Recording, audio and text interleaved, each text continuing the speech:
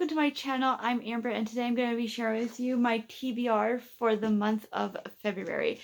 So, I don't know why I bother talking about this because I'm not showing it to you, as I just keep changing how I'm working in it. So I was planning to share with you my deck of cards TBR setup, and I was going to actually show you the process of me, drawing my prompts out and such, but it didn't work out for me to do that, and I changed last minute what I wanted to do. So I'm going to be reading 20 books this month. I am going to challenge myself to try to read 5 books a week, and hopefully I didn't overdo it, but I was already very close to that when I was doing it at the beginning anyway, so it's going to work out. But yes, 20 books. And I'm splitting it between, or I should be doing this next month more, so it'll look like I'm reading more from the library this month, I think, than it typically would look like that. Because I did this again last minute, and I had already had a bunch of my books set up for this month's TBR. So anyways, because of that, I just, yeah, last minute changes always gonna kind of mess you up. But anyways, let's just get going. First off, before I even get to the 20 books, I am working my way through the Throne Glass series. I am going to be starting the 3rd book.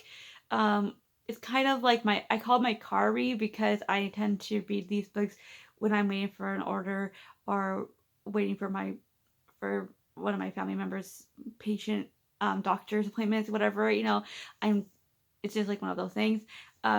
So it's going to be a very slow read for me unless I decide to add it into this pile in a different way.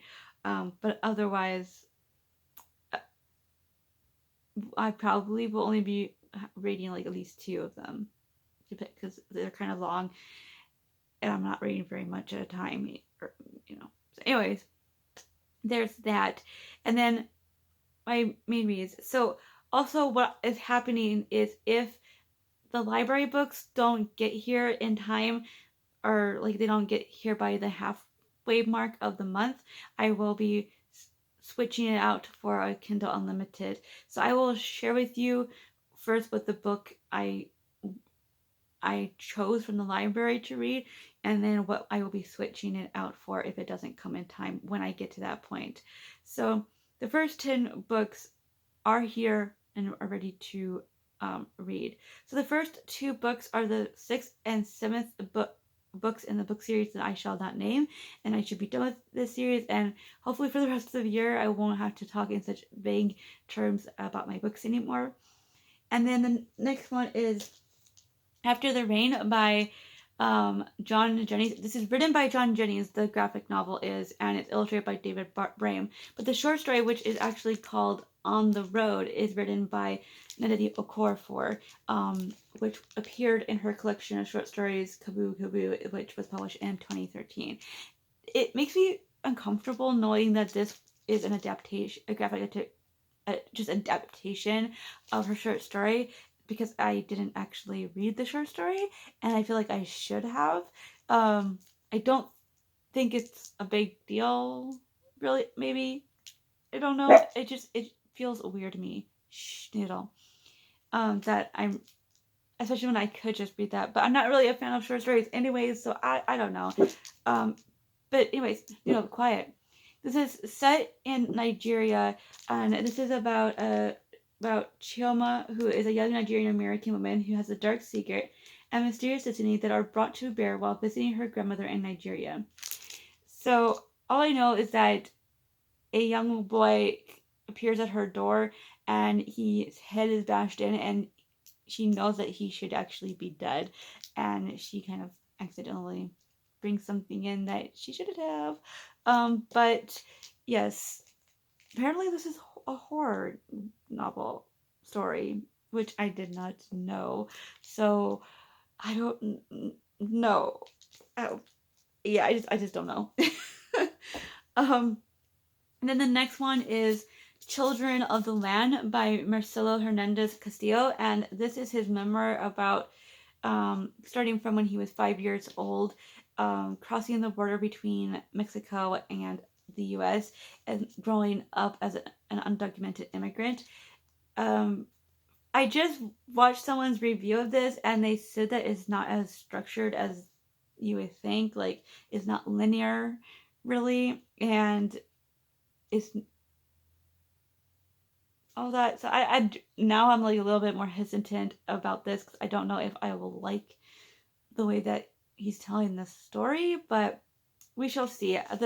The topic and whatever he has to say, you know,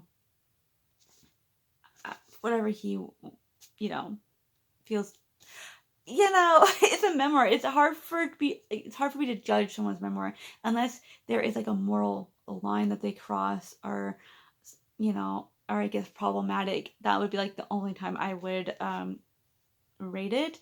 So I think that people have the right to tell their own stories whatever way they want to, and whatever part of their story they want to tell, because it is their life, and people don't have, you know, they don't want to say everything.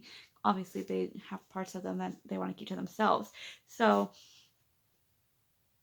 I don't want to be going into this already judging it. So I kind of wish I hadn't watched that review now.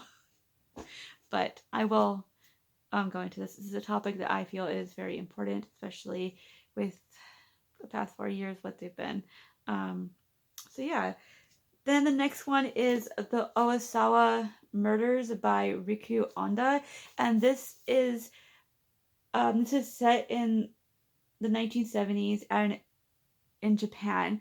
And the Osawa family, who are owners of a prominent local hospital, hosts a large birthday party, and 17 people die from being poisoned by cyanide that was put in their drinks.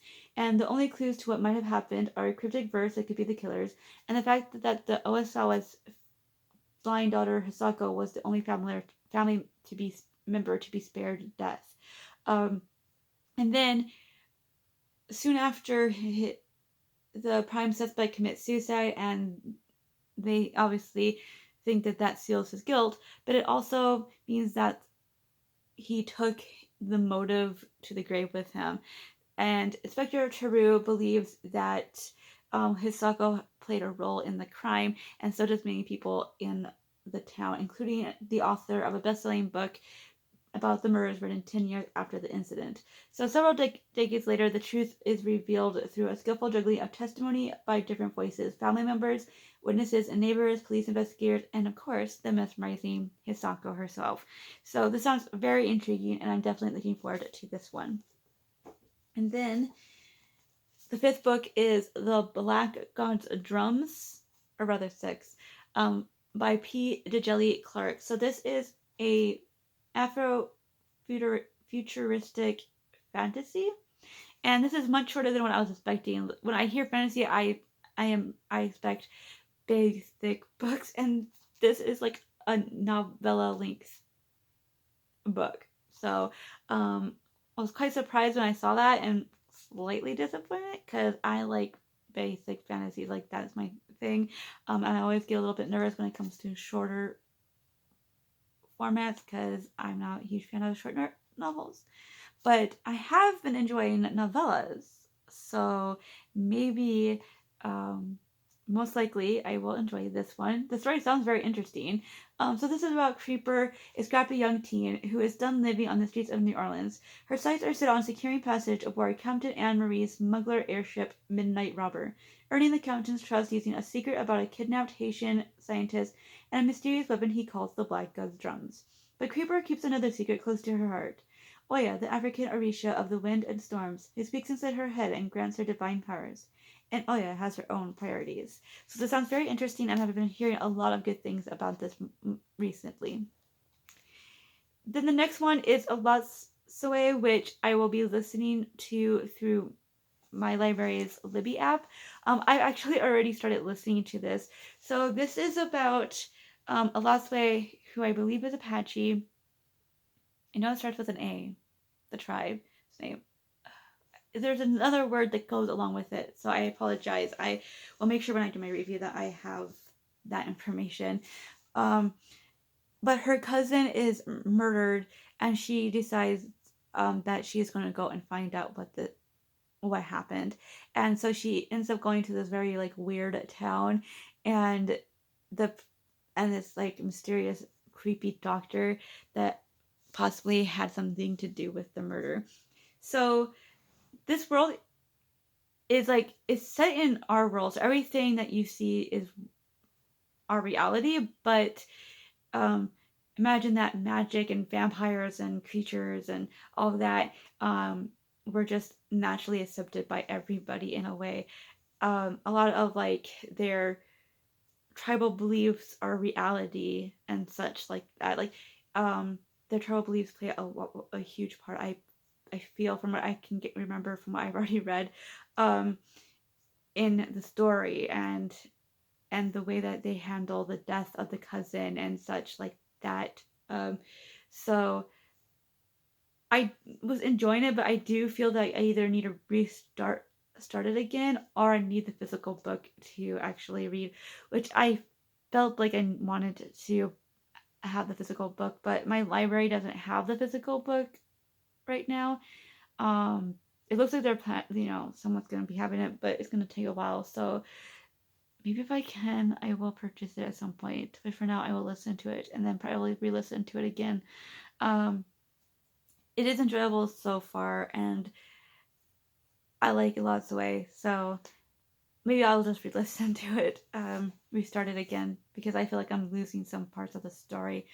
Um, but anyways, there's that one, and then the next one is Pretty Things. I have no clue what this one is about, no ideas, because this was my Goodreads choice prompt, which just meant that I would go to my feed, click real fast, and then stop randomly, and then whichever book it was, that was it. And when I chose this one, I only checked to make sure it wasn't 2021 released.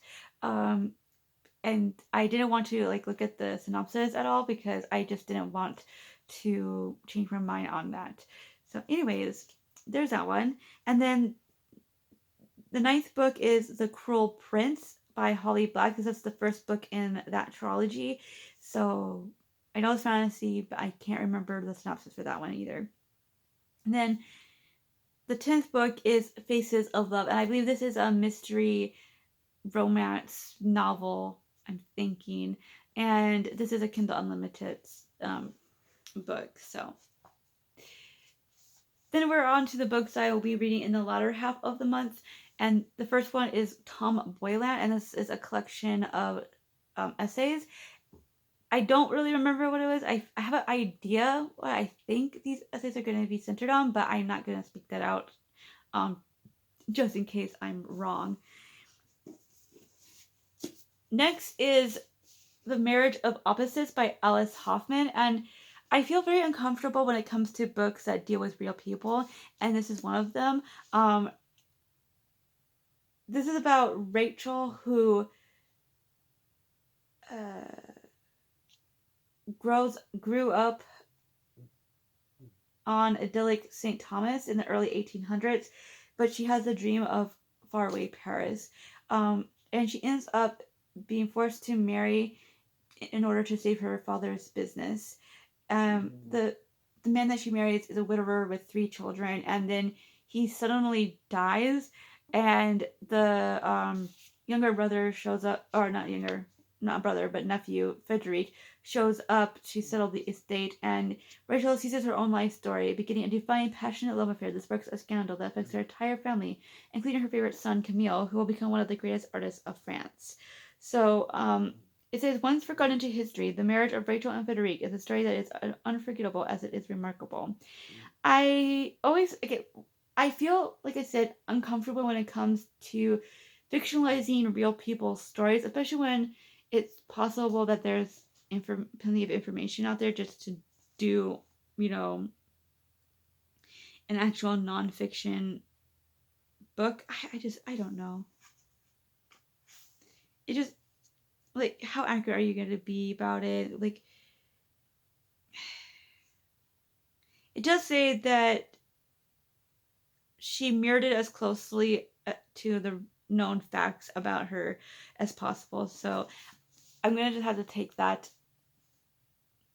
and give the author the benefit of the doubt that they actually did the best they could to make sure that, you know, she was doing her justice. But anyways, I did love The Dove Keepers by this author, so I'm a bit hopeful, but it always makes me uncomfortable and confused about my thoughts when it comes to fictionalized real people, if that makes sense. Next is Bury My Heart at Wounded Knee by D. Brown. This is a nonfiction book, and it's a panoramic account of the systematic destruction of the Native Americans / indigenous over the second half of the 19th century. Brown uses council records, autobiographies, and first-hand descriptions, allowing great chiefs and warriors of the Dakota, Ute, Sioux, Cheyenne, and other tribes to tell us in their own words of the battles, massacres, and broken treaties, of the losses that they suffered as the American West was won. So this was published in 1971, and she describes them as American Indian, which is not the appropriate way to identify them anymore. So I'm giving a bit of the doubt of the fact that that was an accepted way of saying that then. But when I see that, it makes me a little uncomfortable. But definitely looking forward to reading this and learning more about this topic, especially because we're seeing actual people like her actually talking to the people who have personal experience in this. Like, I just love the pictures. Like, I love the fact that there's pictures in here and we're seeing, wow, okay.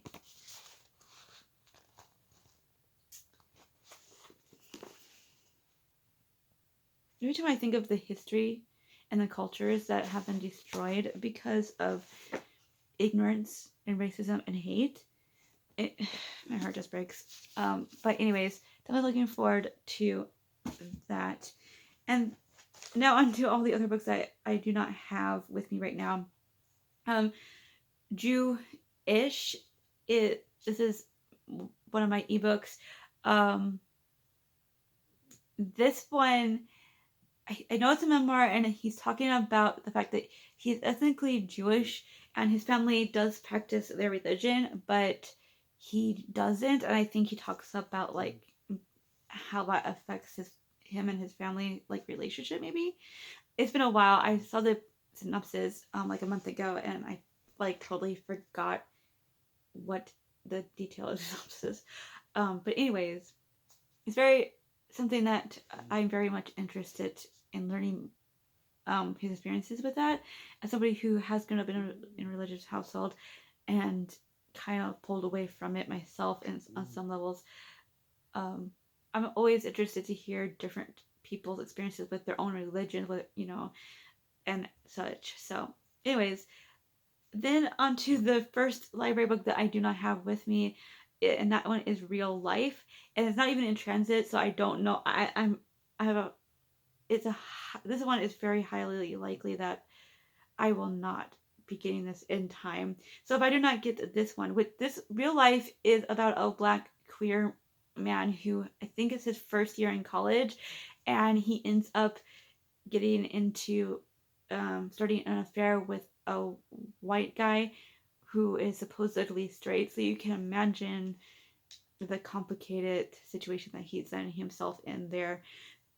But then, so if this doesn't show up in time, which I will be like disappointed if it doesn't, but the one I will be switching it with, I am actually quite excited to read it. And I just saw this randomly. I was like very surprised. But that is The Sword of Kaigen, and I've been hearing a lot of people talk about this recently. But apparently, this is actually a 2019 release, which to me is kind of surprising that people are just now talking about it so much. But anyways, I know this is fantasy. I can't remember exactly what it's about anymore.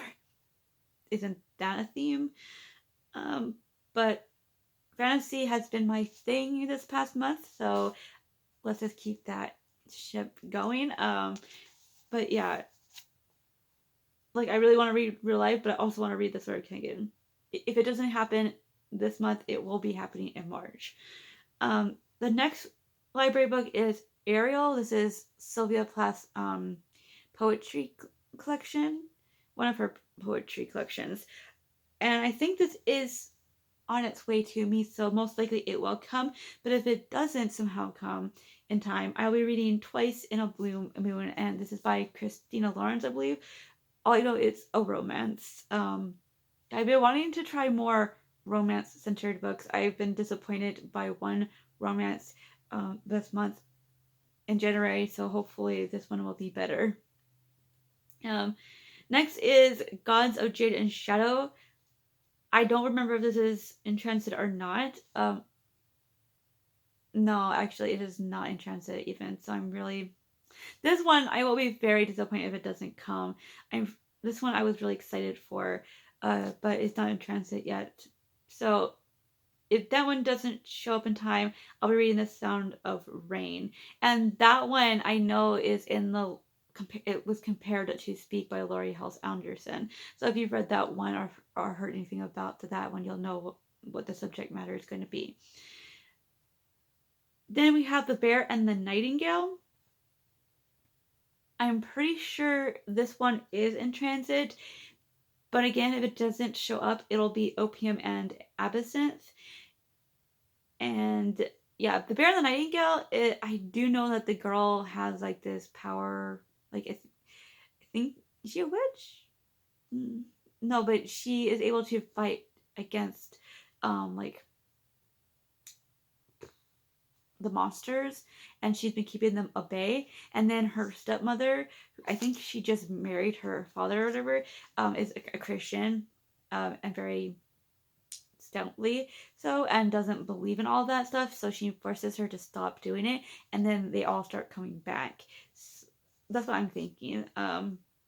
So I think the daughter has to like go against her stepmother in this way, something along those lines. And then Opium and Absinthe is about this woman whose sister, I believe, is murdered, and she decides to take the case in hand and tries to find out, but she's also dealing with a drug addiction. The fourth, or not the fourth one, the 18th book will be A Hero Born, and this one is in transit, which I am very much excited for. This is a Chinese centered fantasy novel. It's the first book in a series, and now I'm kind of nervous about it because this was translated from Chinese to English. I don't know if all the books were, though. It seems like it was just newly translated, so that makes me think that maybe not all of them have been, which makes me a little bit nervous about reading this right now. So I will look that up. If it isn't all translated, I might just not read it and just go with the one that I have here. But when I will be reading, if it doesn't come in time, or if I change my mind about this one, will be The Long Way Down by Jason Reynolds. And this is about this this man, he's maybe a teenager, I think he's probably a teenager, whose brother, I believe, is murdered, and he decides that he's gonna go out and get revenge. And he gets on the elevator to go down to get out of his apartment building, I guess.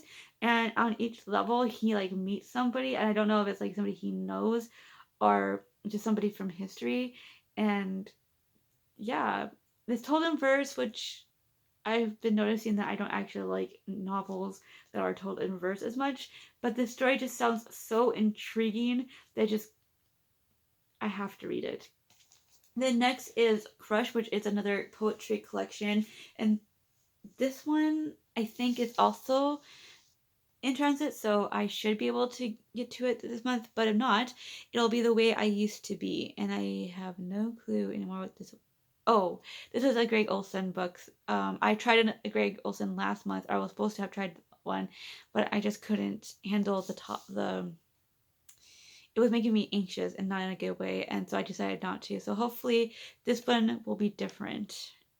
Then the last book is actually, it is an extra book. So, yeah, I already shared 20 books, by the way. I just didn't realize that. It is late. And this, I had A Burning by I don't want to say that wrong. Um, I had this on the waiting list for like 3 months and it just finally showed up, and I had totally forgotten that it was on its way. So I could have just added this. There was a prompt that I could have used this for, but I just forgot and it just showed up. So this will be like there. I could actually start reading this because but no. Yes, I don't know. We'll see. But anyways, this is set in India and is about three people, what three unforgettable characters who seek to rise to the middle class, to political power, to fame in the movies, and find their lives entangled in the wake of a catastrophe in contemporary India. So their fates are kind of intertwined with each other. Very much looking forward to reading this one. I'm always interested with any book that is set in India. But yeah, those are all the books that I plan to read this month. I am taking on a bit of a challenge, but I can do it. So, yes, I would love to hear what books you plan to read in February. And until next time, thank you all so much for watching.